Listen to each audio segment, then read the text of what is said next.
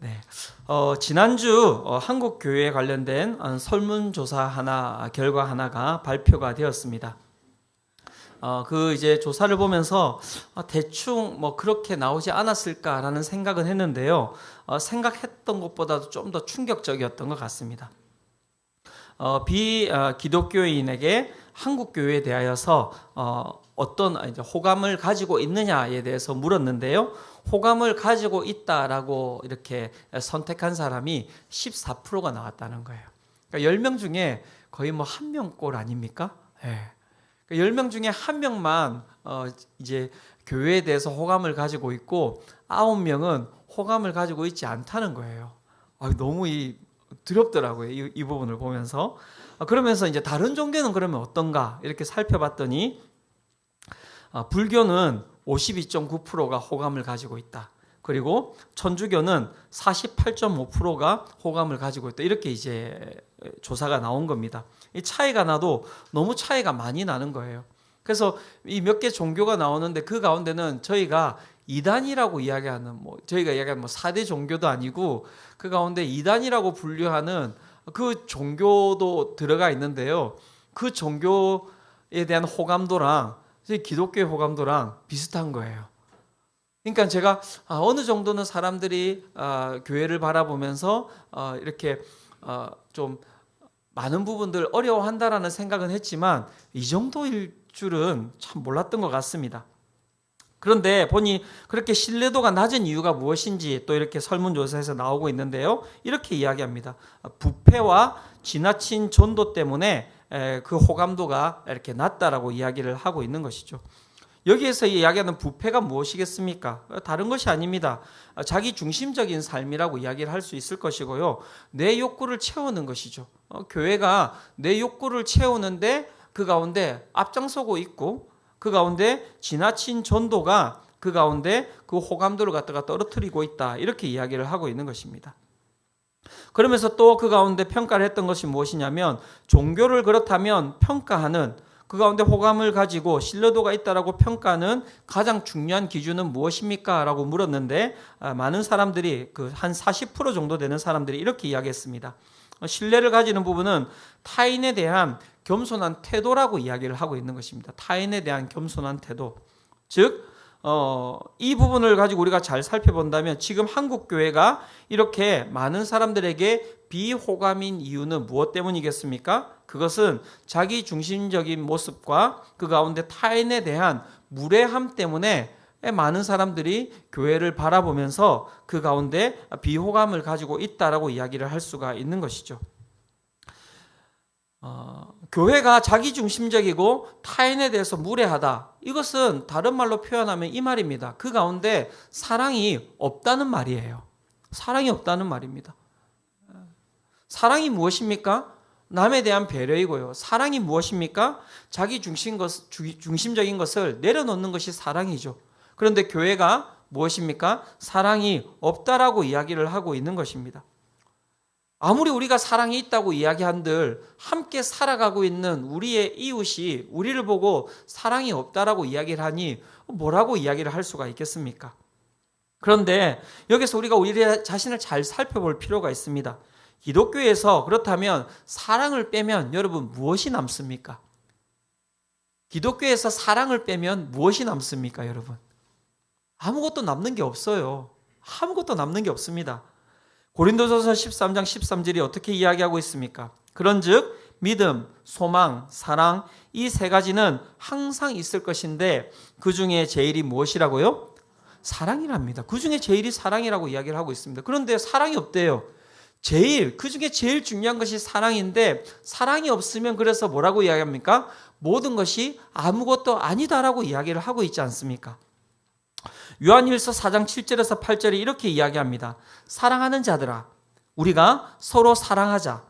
사랑은 하나님께 속한 것이니 사랑하는 자마다 하나님으로부터 나서 하나님을 알고 사랑하지 아니하는 자는 하나님을 알지 못하나니 이는 하나님은 무엇이라고요? 사랑이심이라. 하나님은 사랑이심이라. 하나님께서 그 가운데 자신을 수많은 단어로 표현할 수가 있으실 텐데요. 그 가운데 어떤 단어로 자신을 표현했습니까? 사랑이라는 단어로 표현했다는 것이죠. 우리가 믿는 하나님, 우리의 신은 사랑이라는 것입니다. 그런데 그 믿는 자들 가운데 사랑이 없다는 거예요. 그러면 뭐가 남습니까? 아무것도 없다라고 이야기를 할 수밖에 없는 것이죠. 사랑은 위대한 것입니다, 여러분. 사랑은 정말 가치로운 것입니다, 여러분. 우리의 인생에 우리의 모든 것, 우리의 전부로 삼아야 될 것이 무엇입니까? 바로 사랑이라고 이야기를 할 수가 있는 것이죠. 얼마나 그것이 위대하고 얼마나 가치로운 것인지 제가 한 주 동안 이렇게 쭉 묵상하는데요. 한 프로그램을 보다가 맞다. 저게 사랑이지. 사랑은 추상적인 것이 아니지. 사랑이라고 하는 것은 힘이 있고, 사랑이라고 하는 것은 우리 삶을 변화시키고, 사랑이라고 하는 것은 우리의 삶을 바꾸는 능력이지라고 하는 것을 제가 딱 보는 그런 계기가 있었습니다. 한 이제 프로그램에서 2008년 그 베이징 올림픽 이제 결승전 이제 이 이야기를 하는 프로그램이 있었는데요. 2008년에 그 베이징 올림픽 그 야구는 한국 야구사에 있어서는 아주 한 획을 긋는 그러한 역사입니다. 여러분 보셨습니까 그때? 네. 어제 일도 모르는데 무슨 2008년 일을 네. 그 시점에 2008년 그 시점에 이렇게 설명하더라고요. 한국 야구는 국제 대회에서 계속해서 이제 부진했다고 합니다. 그래서 사회적 인식도 별로 이렇게 좋지 않았을 때였다고 이야기합니다. 그러니까 이렇게 흥행이 잘 안 되는 것이죠. 그런데 이제 베이징 올림픽에 이제 한국 야구가 출전하면서 그 가운데 이제 이런 이제 붐이 일어나기 시작한 거예요. 예선전과 본선전이 있는데 예선전에서 이제 7경기를 치른 것입니다. 근데 예선 7경기를 갖다가 한국 야구가 전승을 했습니다, 여러분. 미국, 쿠바, 일본, 캐나다 그 가운데 진짜 날고 긴다고 이야기하는 그런 선수들이 다 포함되어 있는 그 팀들이 있는데 그 팀들을 갖다가 다 이긴 거예요. 그래서 정말 그때 제가 야구를 좋아해서 그때 생각해 보면 저는 아직도 기억이 납니다. 정말 흥분되었었던 것 같아요. 경기도 얼마나 다이나믹한지 정말 역전을 해서 대부분 다 이겼던 것 같거든요. 그런데 그 수많은 경기 중에서 저는 그 하이라이트가 있는데 그 경기는 무엇이냐면 예선 경기를 치르고 이제 본선에 4팀이 진출하게 되는데 그 이제 4강전입니다. 4강전. 4강전. 그 4강이 누구하고 붙었는지 아십니까? 누구겠습니까?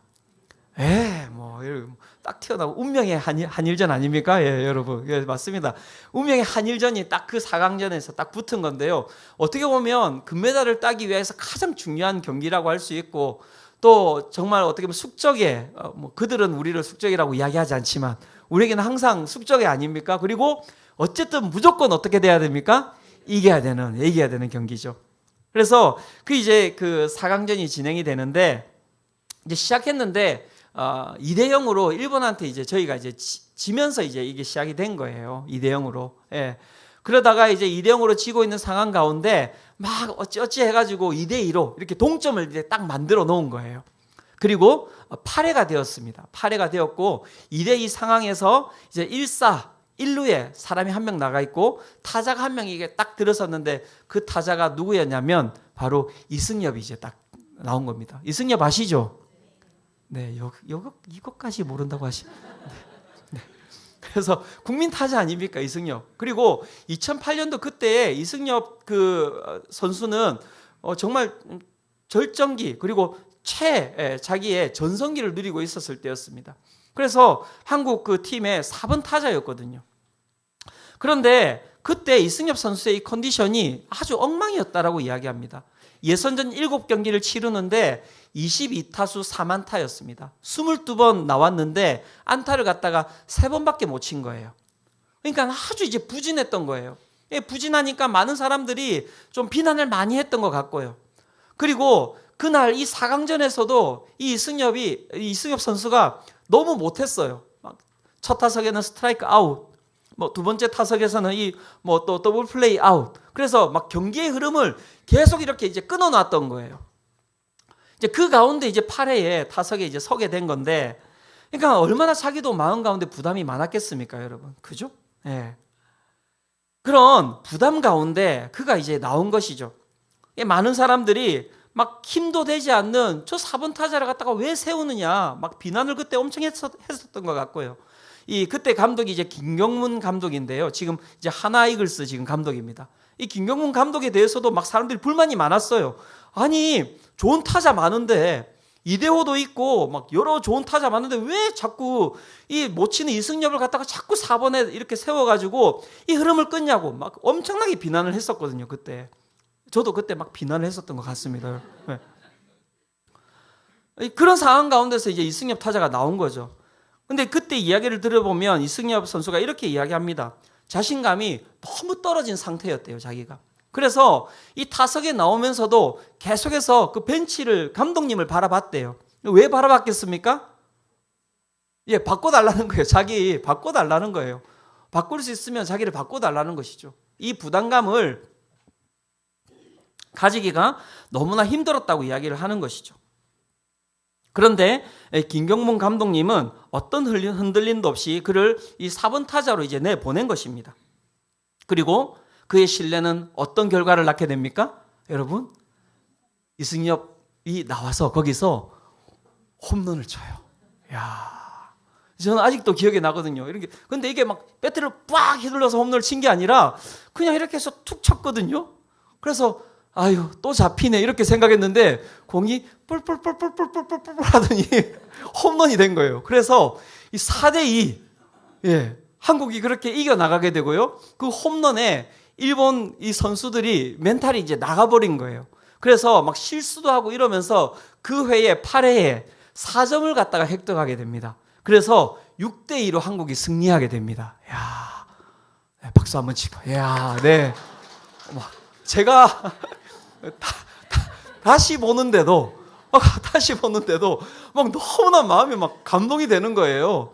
그리고 이제 경기가 끝나고 나서 이승엽 이제 선수가 나와가지고 인터뷰를 하는데 막 인터뷰를 하다가 막 울어요, 막. 근데 그냥 우는 게 아니라 막 이렇게 막 펑펑 울더라고요. 막 헝헝 울더라고요. 저도 갑자기 눈물이 나오려고 하는데요. 예. 얼마나 그 마음 가운데 부담이 많았으면, 끝나고 나서 막 그렇게 정말 어떻게 보면 다 후배들이거든요. 다 후배들이고 어떻게 보면 그 팀의 주장인데 남자가 자존심이 있지 않습니까? 또 경상도 남자들은 그 눈물은 3번만 흘려야 되는 거거든요. 근데 눈물을 막 흘리고 있더라고요. 그러면서 저도 정말 그 가슴이 이렇게 찡하고 저도 제 눈에서 이제 갱년기에 들어서면서 저도 이제 눈물이 났던 그런 시간을 보냈던 것 같은데요. 그 이제 이승엽 선수가 이제 그 경기가 끝나고 그 다음에 그 숙소로 돌아오면서 이 김경문 감독님한테 이렇게 물어봤다고 합니다. 자기가 타석에 나서면서 감독님, 저는 바꿔주시기를 바랬는데, 그래서 쳐다봤지 않습니까? 저를 바꾸라고, 좋은 타자로. 그렇게 바꿔주시기를 바랬는데 왜 안 바꿔주셨습니까? 라고 이제 이렇게 김경문 감독님에게 이제 물어봤다고 합니다. 그런데 그 김경문 감독님이 이 이승엽에게, 선수에게 이렇게 대답합니다. 너를 바꾸면 대한민국이 지는 거야. 4번 타자를 바꾸게 되면 그냥 축이 무너지는 거기 때문에 그냥 지는 거야. 그래서 끝까지 밀어붙인 거야. 이렇게 이야기를 하는데 저도 갑자기 눈물이 네. 예. 막 울컥하더라고요. 제가 그 말에. 야, 너를 바꾸면 대한민국이 지는 거야. 야, 저는 이 김경문 감독님의 말을 들으면서 그 가운데서 탁 떠올랐던 단어가 바로 사랑이었습니다. 사랑. 뭐 신뢰, 뭐 믿음, 여러 가지 단어가 있겠지만 사랑하는 성도 여러분, 운동선수에게 있어서 그것이 무엇이겠습니까? 바로 사랑이에요. 사랑.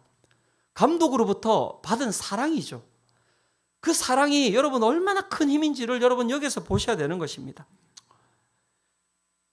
그에 대한 사랑, 그죠? 그의 컨디션과 이전의 타율과 타석에서의 무기력함과 상관없이 무한한 신뢰와 믿음으로 누구를요? 이 이승엽 타자를 갖다가 출전시킨 것 아닙니까? 이것이 바로 여러분 사랑이고요. 그리고 그 사랑은 여러분 이 한 사람의 운명을 그래서 바꿔놓은 거예요. 한 사람의 운명을 바꿔놓은 것입니다. 이걸 잘 보셔야 됩니다. 그가 잘해서 잘한 게 아니에요. 그가 누군가로부터 사랑받았기 때문에 그 기회를 얻었던 것이고요. 그 사랑의 힘이 어떻게 해요? 그의 운명을 그렇게 바꿔놓은 것 아닙니까? 그렇게 하고 여러분 그냥 4번 타자를 바꿨다고 생각해 보십시오. 그럼 결승전에 가서 이승엽 선수를 썼겠습니까? 아닐걸요? 아닐걸요? 그러면 그렇게 22타수 4안타 뭐 우승을 했든 우승을 하지 못했든 그냥 그 사람은 그 경기로 말미암아 참 많은 사람들에게 비난을 받은 그런 삶으로 살아갈 수 있었을 거예요. 근데 기가 막히지 않습니까, 여러분? 뭐라고 그 사람이 많은 사람들이 다 반대하는데 그렇게 사랑을 준 것으로 말미암아 그 사람의 운명이, 그리고 여러분 한국 올림픽 사상 여러분 처음이에요. 구기 종목으로는 한 번도 금메달을 받은 적이 없습니다, 한국이. 그런데 2008년에 야구가 구기 종목으로 첫 금메달을 딴 것입니다, 여러분. 그러니까 위대한 역사가 그 가운데 이루어진 것이고요. 그 2008년 이후로부터 여러분 한국 야구가 그냥 팬들이 엄청 많아졌다고 이야기를 하는 거예요. 그러니까 지금도 뭐 1000만 관중 이야기하지 않습니까? 어마어마한 팬심은 그 사랑으로부터 그래서 시작한 것입니다. 너무 제가 확대 해석한 것입니까? 네, 확대 해석한 것일 수도 있죠. 하지만 저는 그 가운데서 그게 보이더라고요. 야, 이게 사랑의 힘이지. 그래서 여러분 기억하셔야 될 것은 무엇이냐면 사랑은 추상적인 게 아니에요, 여러분. 저기 허공에 떠 있는 그런 단어가 아닙니다. 사랑은 오늘도 우리의 삶에 깊이 개입하여서 우리의 삶의 운명을 바꾸는 능력이라고 이야기를 하고 있는 것이죠. 사랑은 위대한 것입니다, 여러분. 믿으십니까? 그래서 얼마나 그 사랑이 위대하면 하나님께서 자신을 사랑이라고 표현하시겠습니까? 그 사랑이 얼마나 위대한 단어이면 그 하나님의 모든 것을 다 담아낼 수 있는 단어로 그 단어가 사용되겠냐고요. 그러니까 그 사랑은 위대한 단어입니다. 사랑은 엄청난 힘입니다, 여러분. 사람이 변합니까? 변하지 않습니까, 여러분?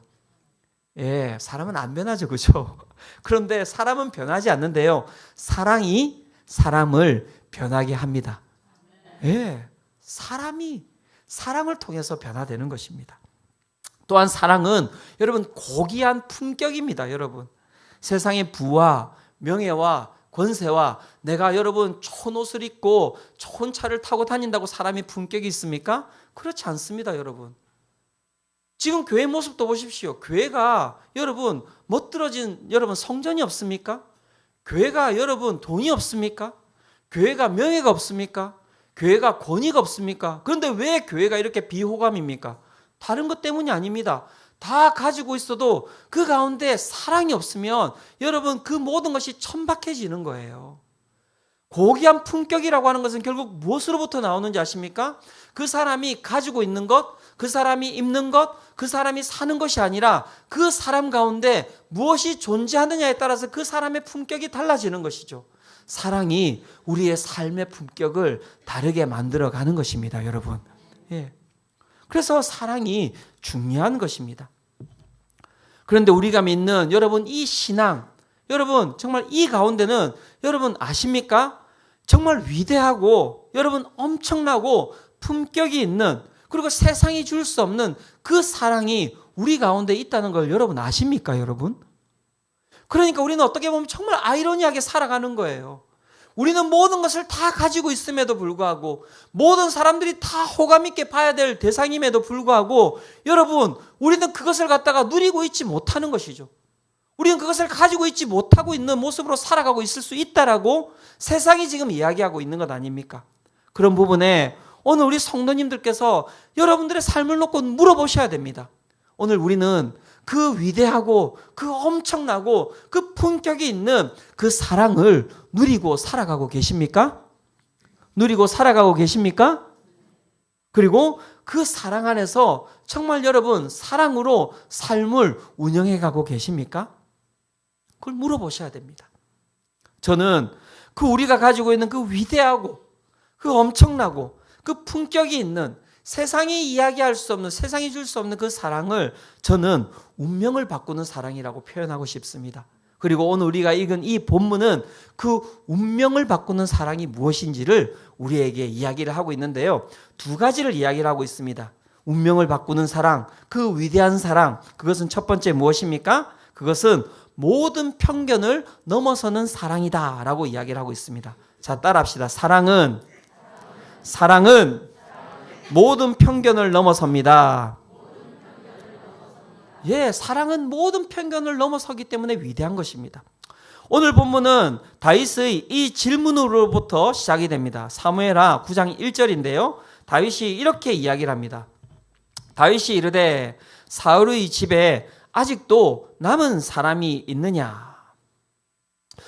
다윗이 지금 무엇을 물어보고 있습니까? 지금 사울의 집안 가운데 남아있는 가족들이 있느냐라고 지금 물어보고 있는 것이죠. 남아있는 핏줄이 있느냐라고 물어보고 있는 것입니다. 어떻게 보면 이 질문은 아주 섬뜩한 질문입니다, 여러분.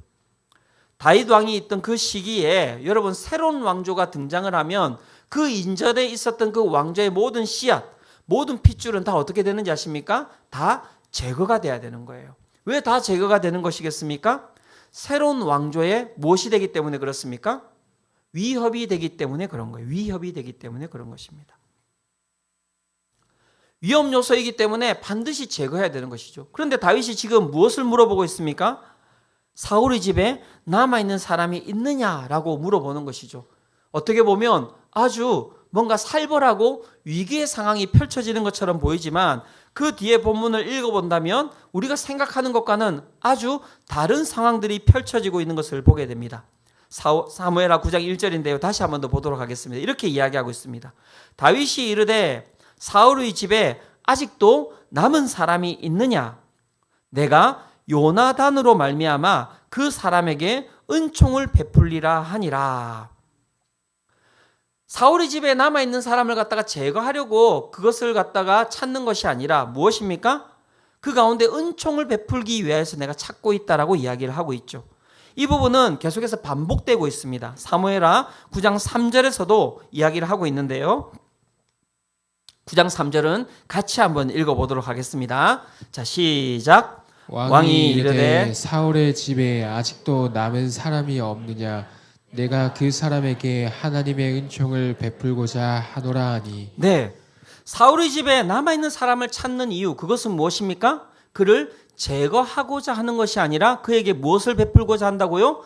은총을 베풀고자 한다 이야기를 하고 있죠. 여기서 나오는 이 은총이라는 단어는 히브리어로 헤세드라는 단어입니다.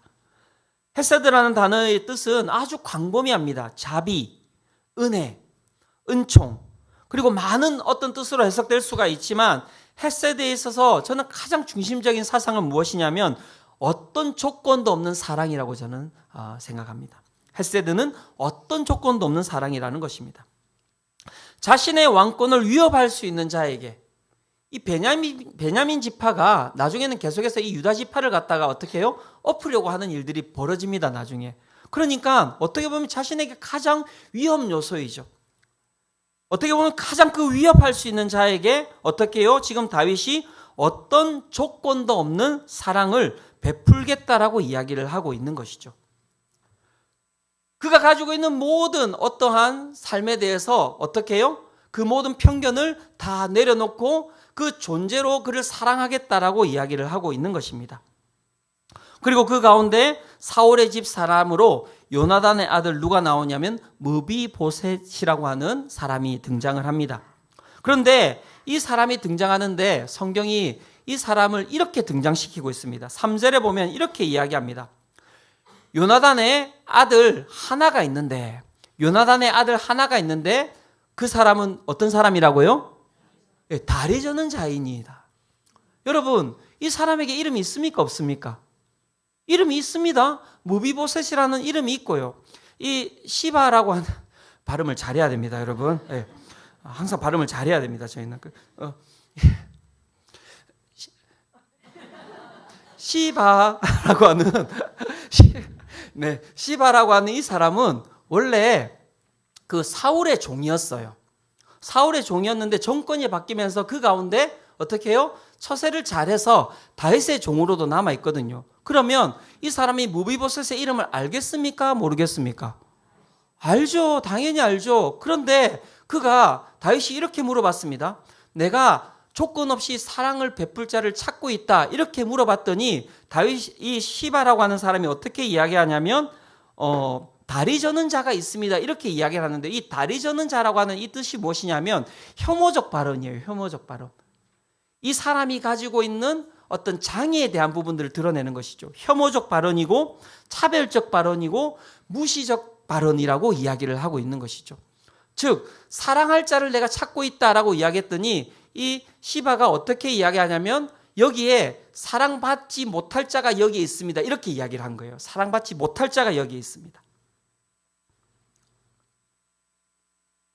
그런데 여러분 어떻게 합니까? 다윗이 그 사랑받을 만한 자가 아닌 그 무비보셋을 어떻게 하겠다고요? 그 모든 편견을 내려놓고 그의 추함과 그의 연약함과 그의 부족함과 그의 그 모든 그의 그 족보를 모든 것들을 다 내려놓고 어떻게 하겠다고요? 조건 없이 그를 사랑하겠다라고 이야기를 하고 있는 것입니다.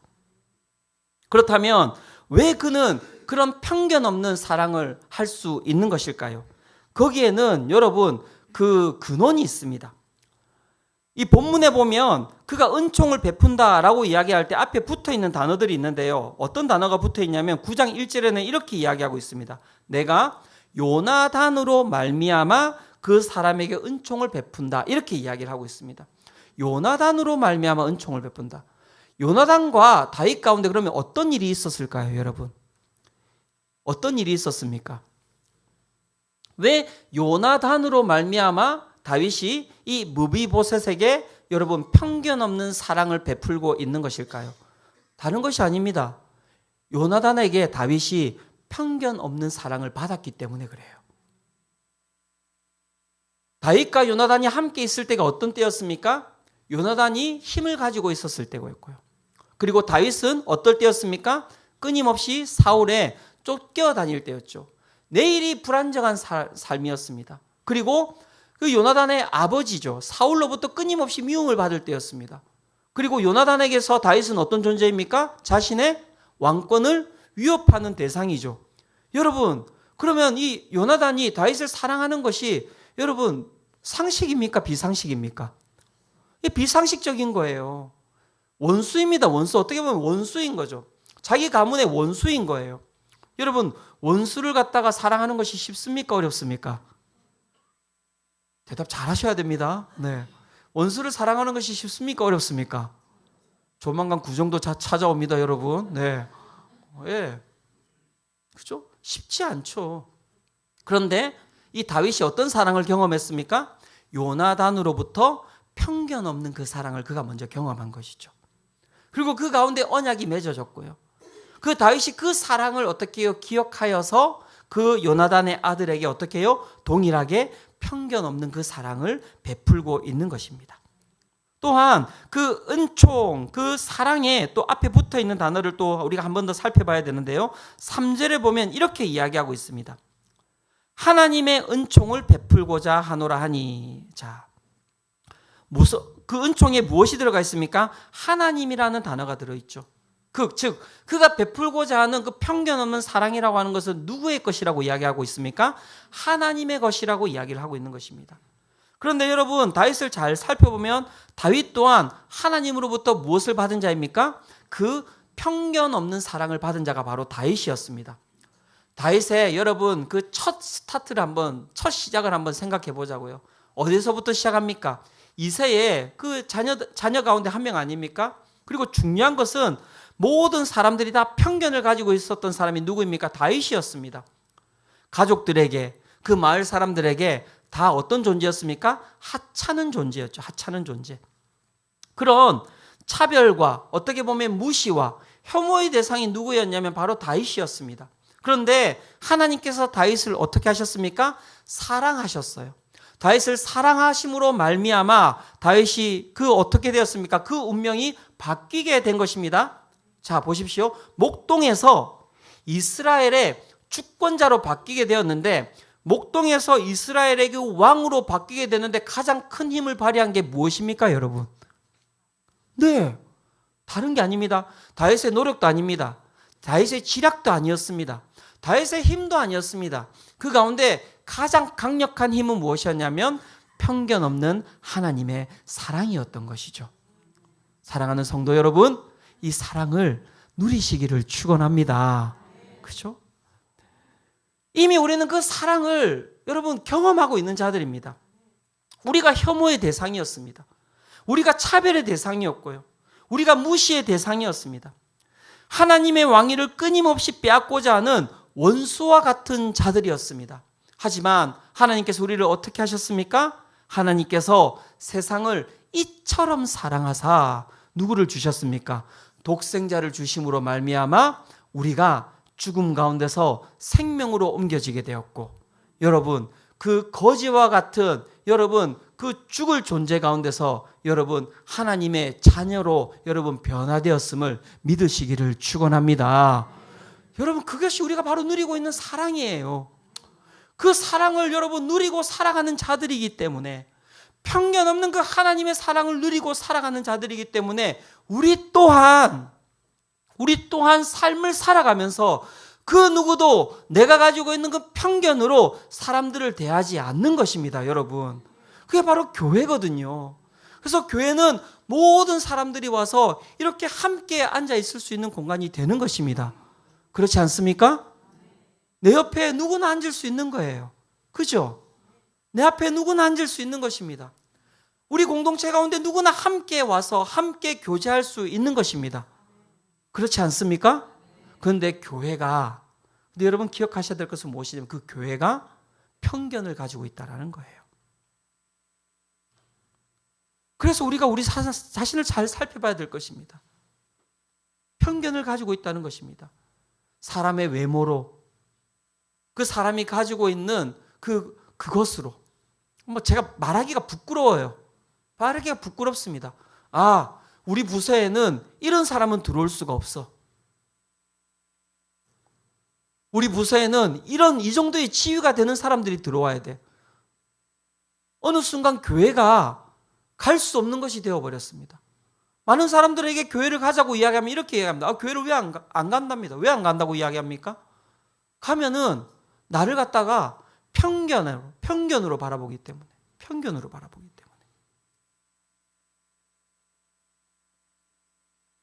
내 성격, 내 외모, 사회적인 그 편견이 교회에 그대로 남아있다라고 이야기를 하고 있는 것이죠. 그것이 여러분 앞에서 이야기했던 그 14%예요. 14%. 왜 14%가 나오겠습니까? 우리는 여기에서 자유합니까? 나는 자유합니까? 여러분 이 말씀을 듣고 우리의 삶을 잘 살펴보셔야 됩니다.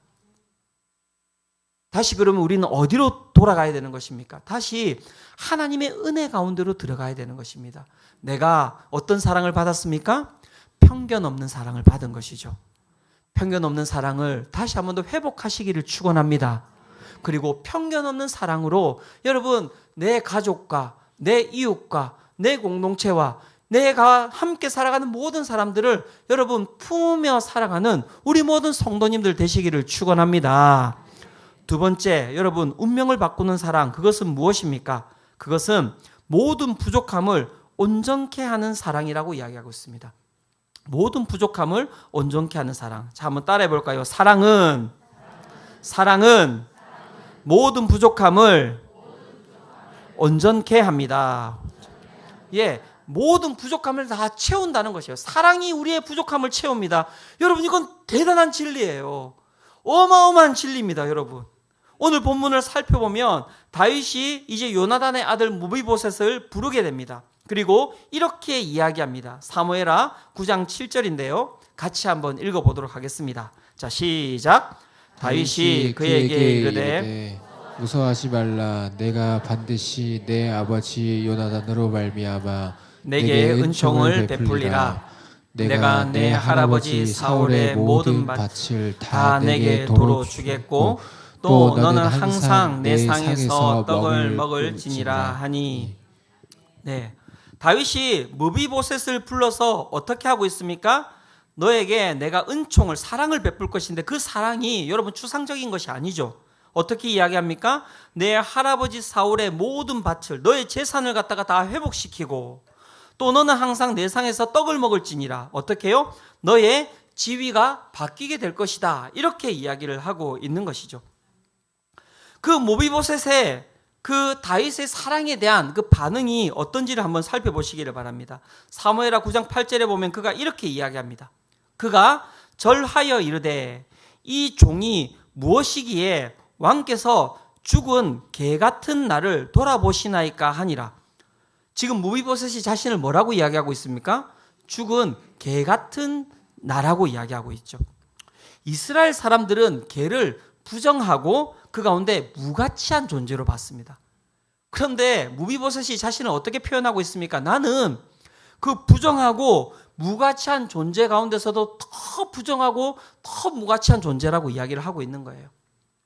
내 삶에는 1%의 변화도 있을 수 없는 그러한 아주 저주받은 삶이 저의 삶입니다라고 이야기를 하고 있는데 그 삶이 여러분 한 번의 변화가 되는데 무엇으로 변화되고 있습니까? 다윗의 사랑으로 변화가 되고 있는 거예요. 사랑이 그의 모든 것을 어떻게 해요? 다 부족함을 덮어버린 것이죠. 그래서 사무엘하 9장 11절에는 이렇게 이야기를 하고 있습니다. 무비보셋은 왕자 중 하나처럼 왕의 상에서 먹으니라. 그가 사랑을 받고 어떻게 존재가 바뀌었는지를 보십시오. 그가 사랑을 받고 죽은 개 같은 나에서 어떻게 바뀌었습니까? 왕자 중 하나처럼 바뀐 거예요. 죽은 개 같은 나에서, 그죠? 왕자 중 하나처럼. 여기에 나오는 왕자는 누가 있는지 아십니까? 압살롬도 있어요. 여러분, 아주 아름답고 화려했던 그 많은 그 왕자들이 거기에 있는데 그 초라하고 그 죽은 개 같은 존재가 노력을 했습니까? 무엇을 했습니까? 아무것도 하지 않았죠. 다윗의 그 사랑의 덮임으로 말미암아 그가 어떻게 해요? 왕자와 같이 그 삶이 변화되었다. 이렇게 이야기를 하고 있는 것이죠. 사랑은 여러분 우리의 삶의 모든 부족함을 덮는 능력입니다. 다윗을 한번 보십시오. 여러분 다윗이 여러분 온전한 사람입니까? 온전하지 못한 사람입니까? 여러분 대답을 잘 하셔야 됩니다. 자, 다윗이 온전한 사람입니까? 온전하지 못한 사람입니까? 다윗은요 온전하지 못한 사람이에요. 여러분 어떤 사람입니까? 그가 살인자 아닙니까? 살인자. 그에게 가장 충성했던 우리야를 죽이고요. 그리고 그의 아내인 밧세바까지도 어떻게 해요? 빼앗았던 자이죠. 모르는 사람이 누가 있습니까? 전 세계 모든 사람들이 다 아는 사실 아닙니까? 그는 흉악무도한 살인자이고요. 저급한 여러분 외도범이었습니다. 여러분. 그런데 우리 부모님들 자녀들 놓고 어떻게 기도합니까? 주님, 우리 자녀들이 다윗과 같이 되게 하여 주시옵소서. 그렇게 기도하시잖아요. 그 이상한 이야기 아닙니까 이게? 아니 이상하지 않습니까? 다윗은 여기 무슨 살인 다 우리 다윗보다 낫지 않습니까 여러분? 이렇게 생각하면. 그런데 왜 우리는 다윗과 같이 되게 해달라고 기도하고 있습니까? 이상한 거예요 여러분. 그럼 왜 다윗이 여러분 그렇게 우리 가운데 여러분 그런 정말 기도의 어떤 모범의 대상이 되고 있습니까? 다른 거 아닙니다 여러분. 딱 한 가지밖에 없습니다. 하나님께서 그의 사랑으로 다윗을 덮은 것 뿐이에요. 이 기가 막힌 일이에요. 그래서 여러분 하나님께서 우리의 삶을 덮으면요 여러분 추남이 미남으로 바뀝니다. 믿으십니까? 옆에 한번 보시겠습니까? 아름답지 않습니까 여러분? 한번 이야기해 주시겠습니까? 당신의 미모가 한번 따라해 봅시다. 당신의 미모가 범죄라면 당신은 무기징역입니다. 네. 왜 그래 되었습니까? 하나님의 여러분 은혜가 확 덮이면요 기가 막힌 일이 일어나요. 저는 막 우리 성도님들이 저를 갖다가 정말 좋아해 주시는데요. 제가 집에 가서 아무리 생각해봐도 제 머리끝부터 발끝까지 좋아할 만하고 사랑할 만한 게 하나도 없는데 제가 사랑받는 게 너무 이상해요. 근데 여기서 저는 답을 찾았습니다. 다른 게 답이 아니에요. 하나님의 은혜와 하나님의 사랑이 덮이면요 사람이 사랑받을 만한 존재가 됩니다. 예. 그게 바로 여러분 은혜입니다. 그게 바로 은혜입니다. 예. 제가 많은 분들이 제가 이제 개척하고 하고 나서 이런 얘기를 하시거든요. 목사님, 사모님 잘 만나셨어요. 이런 얘기를 많이 하시거든요. 네. 이게 무슨 말입니까? 여러분, 네 주제에 어떻게 그런 여자 만날 수 있냐 이런 얘기 아닙니까? 이게. 이게 다른 게 아니에요. 당신 정말 흠이 많은데 정말 당신은 정말 여자 하나 잘 만나가지고 그 흠이 다 가려지네. 그 얘기 하시는 거잖아요. 그죠? 예. 여기에 여러분 또 하나의 여러분 우리 가운데 길이 있고 답이 있습니다. 교회가 여러분 사랑이 많으면요, 그 가운데 아무리 사람들이 흠이 많아도요, 그 흠이 다 가려지게 되어 있습니다. 그래서 베드로전서 4장 8절에 뭐라고 이야기하는지 아십니까? 무엇보다도 뜨겁게 서로 사랑할지니 뜨겁게 서로 사랑할지니 사랑은 허다한 죄를 덮느니라. 예, 이게 능력이거든요. 이게 능력이거든요. 그래서 정말 사랑이 많은 교회를 가면요, 다 부족한 사람들이에요. 다 부족한 사람들이에요. 봤을 때 외모도 그냥 아유 뭐 그다음에 뭐 성격도 아유 그냥. 그런데 사람들이 다 빛이 나고요. 사랑이 많은 교회 가면요, 그 사람들의 흠이 하나도 보이지 않고요, 얼굴이 반짝반짝하고요, 그 사람들이 하는 모든 언어들이 얼마나 아름답고 행복한지 모릅니다. 그런데 사랑이 없는 교회를 가면요, 아무리 멋들어지고 아무리 멋있고 아무리 품격 있어 보여도요, 그 가운데는요 아무것도 없는 거예요. 그런 부분에 여러분 정말 하나님의 은혜와 사랑으로 여러분 정말 덮으심을 경험하며 나아가시기를 축원합니다. 예, 결론을 맺고자 합니다. 오늘 결론은 제가 맺지 않을 거고요. 오늘 이제 1대1 양육이 이제 저희들 수료식이 있는데 우리 세 분이 수료하는 가운데 한 분이 나오셔서 그 사랑이 무엇인지를 이야기해 주실 거예요. 1대1 양육이 여러분 다른 것 아닙니다. 사랑을 받은 한 사람이, 그 양육자가 사랑받아야 할 한 사람을 여러분 편견 없는 모습으로, 그리고 그 자기가 받았던 그 하나님의 사랑으로 덮어주는 시간이 바로 1대1 양육의 시간이거든요.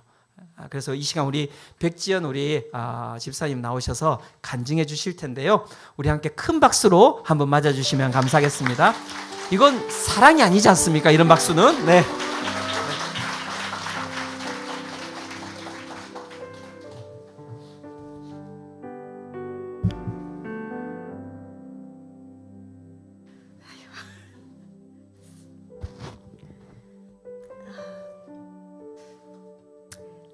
안녕하십니까. 저는 이번에 1대1 양육과정을 받은 직장여십 다락방에 있는 백지연입니다. 앞에 나와 있어서 많이 떨리는데요. 이번에 1대1 양육과정을 받게 된 계기에 대해서 설명을 드리면, 오랜 기간에 저에게 해결되지 않은 문제로 무기력함을 많이 느끼고 힘들어할 때 그 다락방에 계시는 순원님들과 순장님들이 많이 기도를 해주셨는데, 그때 저에게 1대1 양육 과정을 이렇게 눈물이 나지. 울지 않으려고 했는데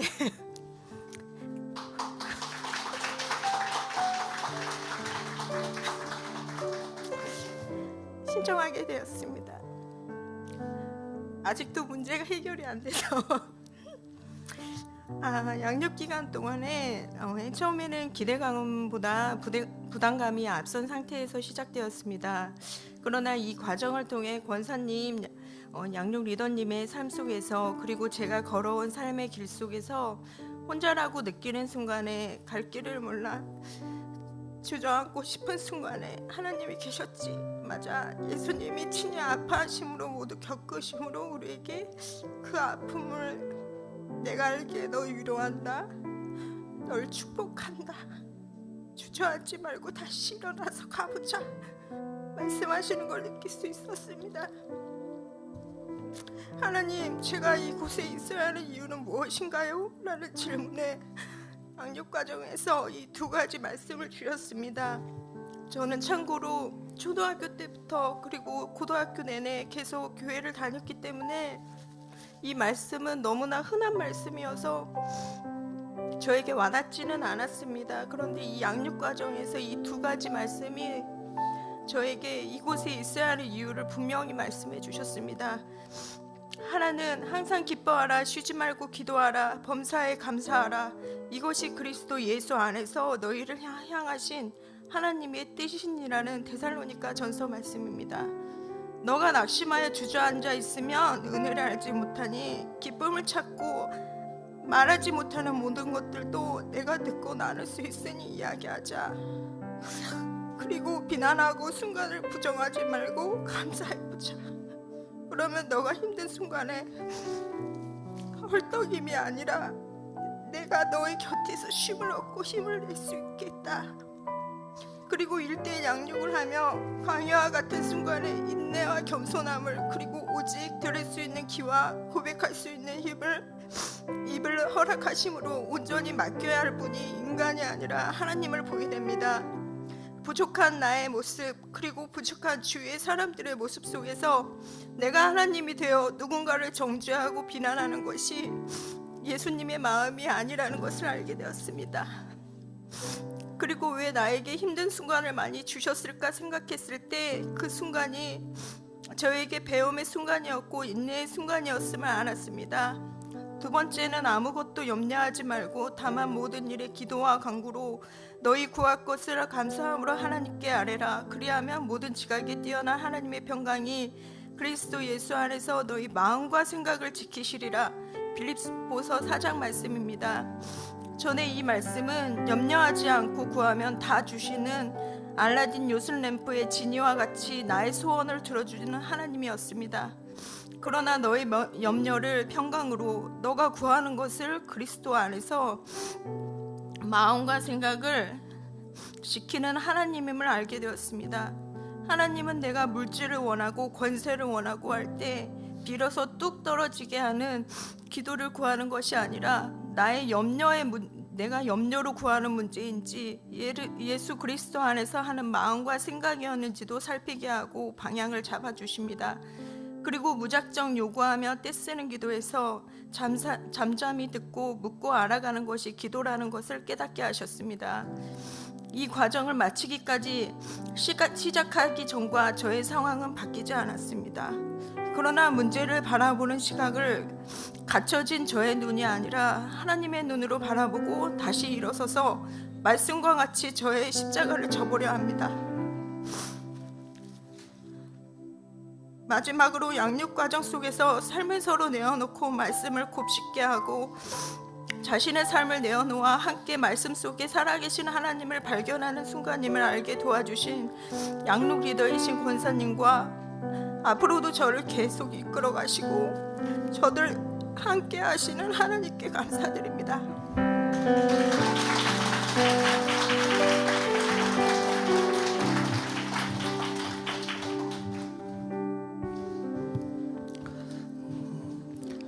우리의 삶에 항상 고통은 존재하는 것입니다. 자꾸 우리는 이제 하나님께 고통을 없애달라고 이야기를 하고요. 하지만 여러분, 고통은 없어지지 않는 것이죠. 그래서 하나님께서 주시는 것이 무엇입니까? 그 모든 것을 넉넉히 이겨낼 수 있는 사랑을 주시는 것입니다. 우리 백지연 성도님이 그 사랑 가운데 거했던 것이지요. 그 사랑이 어려움을 이겨내게 했고요. 그 전에 정말 끊임없이 내 자신만을 바라보며 내 안에서 힘들고 고통스럽고 원망했던 그 모습에서 벗어나게 해주시고, 그죠? 하나님의 상에 앉혀주시는 거예요. 너는 사랑받는 존재고 너는 이 모든 어려움 가운데서도 기뻐할 수 있는 존재라고 이야기해 주시는 것이죠. 오늘 하나님께서 우리 백지연 우리 성도님에게, 집사님에게 주셨던 그 은혜를 우리 모든 성도님들에게 동일하게 주시기를 원하십니다. 오늘도 우리는 무엇이 필요한 존재입니까? 여러분, 다른 것이 아닙니다. 하나님의 사랑이 필요한 존재입니다. 2025년을 시작하면서 하나님의 뜻을 구하면서 우리가 시작하자고 했지 않습니까? 하나님의 뜻이 어디에 있는지 아십니까? 바로 사랑이 있습니다, 여러분. 내 삶에 무언가를 만들어가고 쌓아가는 것이 중요한 것이 아니라 하나님의 사랑을 받는 것이 중요한 것이고요. 그 사랑으로 말미암아 내 삶에 내 운명이 바뀌는 거예요. 그리고 그 내가 받았던 그 사랑으로 또 누군가에게 그 사랑을 베풀어주고, 그 사람이 그 사랑으로 말미암아 삶이 변화되는 것을 바라보는 것, 그것이 바로 그리스도인들의 삶이라고 이야기를 하고 있는데, 이것보다 여러분 능력 있는 삶이 없습니다. 이 한 해에 여러분 무엇을 붙들며 나아가시겠습니까? 이 시간 우리 함께 정말 이 찬양 드리면서 우리 주님께 나아가기를 원하는데요, 다 표현 못해도 우리 함께 이 찬양 드리면서 주님의 사랑 가운데 우리가 거하게 해주시고, 주님의 사랑 가운데서 우리가 살아가게 해 주시고 그 사랑으로 주님 이 세상이 우리의 삶을 넘어서서 이 세상이 변화되는 그 은혜를 맛보아하는 삶이 되게 해 주시옵소서라고 우리 함께 이 찬양 드리면서 주님께 나아가도록 하겠습니다.